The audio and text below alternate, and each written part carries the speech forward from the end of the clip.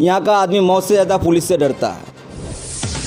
तहसील साहब के मरने के बाद लगभग नेता यहाँ पे दलाली का काम करते हैं। अगर जन अधिकार की पार्टी अगर यहाँ से निकलता है, सीट ख्वाजा धामन से अगर निकलते हैं तो ये दलाल किशनगंज छोड़ देगा, नहीं तो दलाली छोड़ देगा। जहाँ ये दलाली ख़त्म हो जाएगा, पब्लिक ऑलरेडी बात है आर्थिक रूप से मजबूत है। 3 साल दूसरे को मौका दिए, 3 साल के लिए सिर्फ पप्पू यादव को मौका दिए। इंशाल्लाह हम लोग पूरे बिहार को चेंज कर दें। ख्वाजा धामन तो दूर की बात है, पूरे बिहार को चेंज कर दें। अफरोज मासूम और आप देख रहे हैं सच्ची बात मीडिया। चुनावी सरगर्मियां तेज होने लगी है। खास करके इस बार देखा जा रहा है कि शिक्षित युवा वर्ग के काफ़ी सारे लोग जो है चुनावी मैदान में उतरना चाह रहे हैं। इसी तरह हमारे साथ हैं एक इंजीनियर नासिक नदीर जी, जो कोचाधामन विधानसभा से चुनाव लड़ना चाह रहे हैं जन अधिकार पार्टी से, और जन अधिकार पार्टी में अपनी प्रबल दावेदारी पेश कर दी है कोचाधामन के लिए। फिलहाल जो है रेस में सबसे आगे है जन अधिकार पार्टी की टिकट पाने की होड़ में।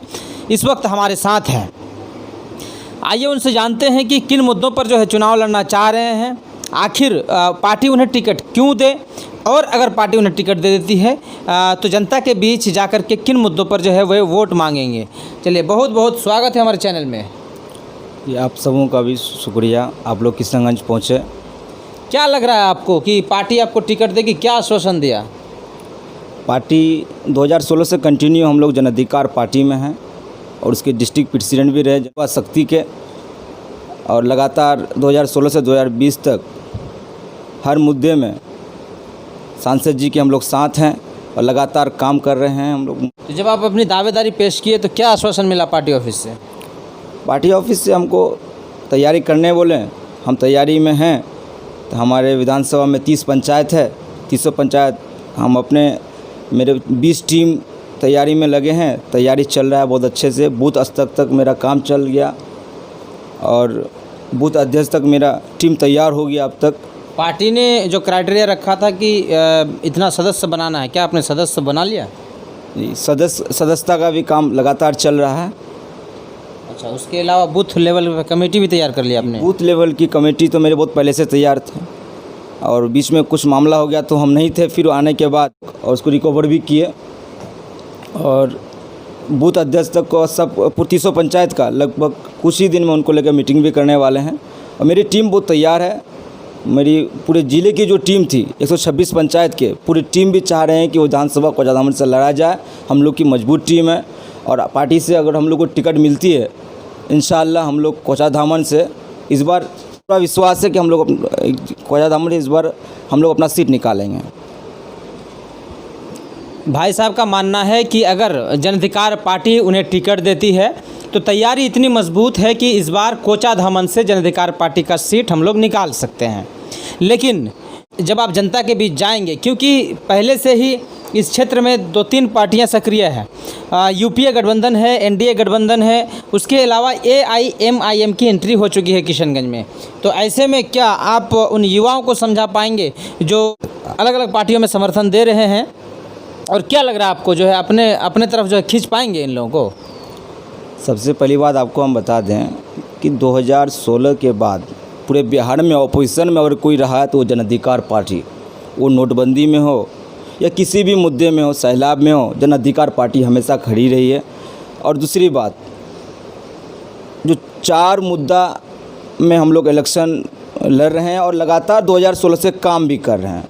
Education system, health department, public distributor system, law and order, इसको हम थोड़ा सा डिस्क्राइब करना चाहेंगे। एजुकेशन सिस्टम एक ऐसा सिस्टम जो 2006 में जो बहाली हुआ, उस बहाली में जो टीचर हैं मल्टीप्लिकेशन और डिवीज़न नहीं जानते हैं तो वो बच्चों को क्या पढ़ाएंगे। एक गांव की मैं लगातार एजुकेशन पे काम कर रहा हूँ बहुत पहले से। दूसरा, हेल्थ डिपार्टमेंट, इस सीमांचल में सबसे ज़्यादा अगर धंधा होता है तो है हेल्थ में। 15 से 20 लेडीज़ ऑपरेशन के बाद किशनगंज जिला में प्राइवेट नर्सिंग होम में डेथ करती है। पब्लिक डिस्ट्रीब्यूटर सिस्टम, 5 किलो अनाज एक आदमी को दिया जाता है। ये जो अनाज जो बांटते हैं, जिसको हम लोग बोलते हैं डीलर, वो डीलर साहब को गवर्नमेंट से कोई अगर सैलरी मिलेगा, ये लोग क्या करते हैं 5 किलो की जगह में 3.5 किलो 2.5 किलो देते हैं। क्यों? क्योंकि ये उन पैसा को ऊपर भी देते हैं, नीचे में मुखिया हो, मेंबर हो, जो भी हो, उनको भी देना पड़ता है। पब्लिक को जो आप देते हैं वो पूरा देना होगा आपको। सिस्टम बहुत ख़राब है। तो कोचाधामन में लगभग 2019 में 300 समथिंग केस हुआ, उसमें 70 से 75 केस ज़मीनी विवाद में हुआ। कर्मचारी के पास चले जाइए, वो रसीद नहीं काटते आपका ज़मीन का। सीईओ के पास चले जाइए, उनको जब तक पैसा नहीं दीजिए काम नहीं होगा। पब्लिक परेशान है। कोचाधामन में लगभग कई ऐसा मामला में जो मर्डर तक हो गया एक ज़मीनी वाला मामला में। क्यों? ये सिस्टम ठीक नहीं होना चाहिए, एकदम होना चाहिए। एक विधायक हो या एक जिला परिषद हो या एमपी हो, कोई भी कैंडिडेट हो, ये अगर चाहेंगे सीईओ और बीडीओ को या कर्मचारी को, तो ये सिस्टम ठीक होगा। रसीद काट के अगर दीजिएगा तो लड़ाई मार क्यों होगा बीच में? सिस्टम बहुत ही ख़राब है हमको।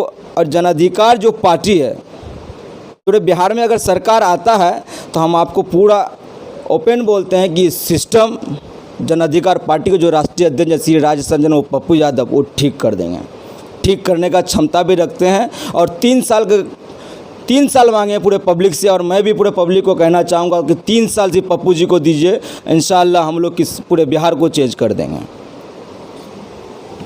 क्योंकि 3 साल का वादा किए हैं राजेश रंजन उर्फ पप्पू यादव जी, राष्ट्रीय अध्यक्ष हैं जन अधिकार पार्टी के। तो इन्हीं सब वादों के साथ जो है मैदान में उतर रहे हैं। उनके जो संभावित उम्मीदवार हैं भ्रमण भी कर रहे हैं। तो कितना सहयोग मिल पा रहा है ग्रामीण में, जो ग्रामीण के लोगों का, जब आप क्षेत्र में पहुंच रहे हैं तो वहाँ के लोगों का कितना सहयोग मिल पा रहा है? क्या आश्वासन दे रहे हैं वहाँ के लोग?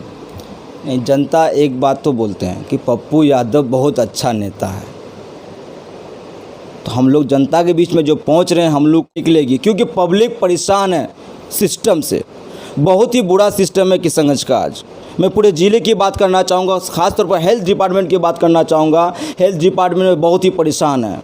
अगर एक नॉर्मल एक लेडीज़ को अगर डिलीवरी का मामला आता है तो उसको प्राइवेट नर्सिंग होम में लेके जाता है। कुछ दलाल हैं बीच में। मरहूम तस्लीम साहब के मरने के बाद लगभग नेता यहाँ पे दलाली का काम करते हैं। अगर जन अधिकार की पार्टी अगर यहाँ से निकलता है, सीट कोचाधामन से अगर निकलते हैं, तो ये दलाल किशनगंज छोड़ देगा, नहीं तो दलाली छोड़ देगा। जहाँ ये दलाली ख़त्म हो जाएगा, पब्लिक ऑलरेडी बात है आर्थिक रूप से मजबूत होगा। इन लोग को यहाँ के दलाल क्या करते हैं, आदमी को ज़मीनी विवाद में हो या कोई भी दूसरे मुद्दा में हो, अगर उसको क्या करते हैं, केस करवा देते हैं, कोई दूसरा मामला में उलझा देते हैं, उसको आर्थिक रूप से कमज़ोर करते हैं यहाँ के नेता। खास तौर पर तस्लीम साहब बहुत अच्छे आदमी थे, सीमांचल के बहुत अच्छे नेता थे वो। उनके जो शागिर्द लोग हैं पता नहीं क्या कर रहे हैं। हमारे ये मेरा सुबजापुरी क्षेत्र है, यहाँ का आदमी मौत से ज़्यादा पुलिस से डरता है। उनका बस यहाँ के दलाल लोग उनका फ़ायदा उठा रहे हैं। जन अधिकार पार्टी कोचाधामन से अगर सीट निकलता है, ये लोग किशनगंज छोड़ देंगे, नहीं तो दलाली छोड़ देंगे। मैं इस बात का पूरा गारंटी देता हूँ। इन चीज़ों को ख़त्म करने के लिए आपके पास कोई रोड मैप है, कोई विज़न है? कैसे ख़त्म करेंगे? ठीक है, सब लोग बात करते हैं कि हाँ ख़त्म कर देंगे, हम आएंगे तो विकास करेंगे, लेकिन रोड मैप क्या है? जी, उसके लिए भी तैयार है। क्योंकि आपको एक बात बताना चाहेंगे, ये बात हमको नहीं बोलनी चाहिए। इस बार जो हम 6 महीने 8 दिन जो जेल में रहे, मैं क्यों जेल में रहा? मैं जेल में ये देखा कि लगभग 300 आदमी जेल में, उसमें 300 आदमी में 150 पब्लिक आपका बेकसूर जेल में था। इस सिस्टम जो है ना पब्लिक, मैं कोचाधामन से सीट निकलने के बाद मैं सबसे पहले पूरे डिपार्टमेंट को लेकर के, पदाधिकारी को लेकर के मैं मीटिंग करूंगा कि गलत जो केस होता है 300 अगर 7 केस या 10 केस 2019 में होता है, ये परसेंटेज हम घटाएंगे। जहाँ परसेंटेज किसका घटेगा, ऑलरेडी बात है पब्लिक आर्थिक रूप से मजबूत होगा। जहाँ पब्लिक आर्थिक रूप से मजबूत होगा, बिहार विकास होगा, कोचाधामन विकास की ओर बढ़ेगा और किशनगंज आगे बढ़ेंगे हम लोग। इसी तरह की बातें हैं। आप देख रहे थे सच्ची बात मीडिया। अगर आपको लगता है कि हर पार्टी के संभावित उम्मीदवार के पास हम पहुँचे और उनकी राय जाने, और क्योंकि आपको भी जाननी चाहिए कि किन मुद्दों के साथ जो है जो उम्मीदवार हैं वो चुनाव मैदान में आना चाह रहे हैं। अगर आपको अच्छा लगे तो आप हमारे कमेंट बॉक्स में लिखिए, शेयर कीजिए, फॉलो कीजिए हमारे पेज को और यूट्यूब पे लाइक कीजिए। चलिए, क्या कहना चाहेंगे, क्या अपील करना चाहेंगे कोचाधामन की जनता से? मैं कोचाधामन की जनता को कहना चाहता हूँ कि सारे जनता एक ही बात अपने मुंह से बोलते हैं कि पप्पू यादव बहुत अच्छा नेता है।